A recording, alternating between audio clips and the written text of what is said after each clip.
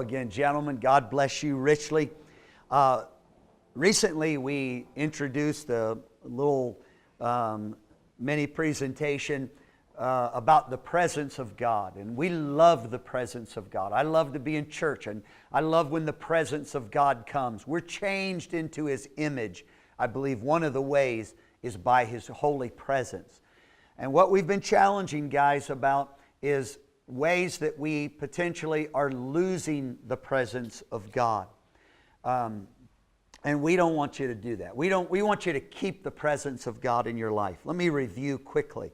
Number one, first point we talked about was we lose the presence of God when we begin to lose our consecration. We use Samson as an example of that. Number two, another way we lose the presence of God is by disobedience. We talked about Adam. By the disobedience of one man, sin entered the world. You know, our obedience or lack thereof just changes not just ourself. It changes our family, our destiny, our future, our churches, all the people around us. So let's obey God so we can keep His presence. Today I want to talk about another way we lose the presence of God is we begin to substitute other things for the presence of God.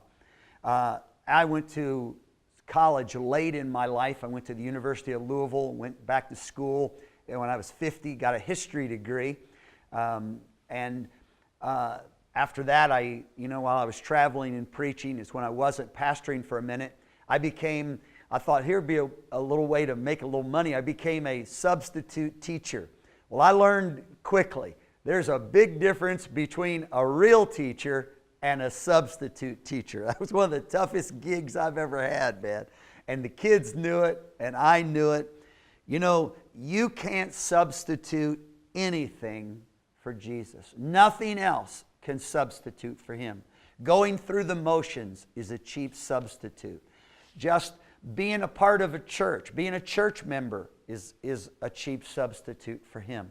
Substituting anything in your life, even preaching, as much as I like to preach, being a pastor, that doesn't substitute for having a relationship with Christ.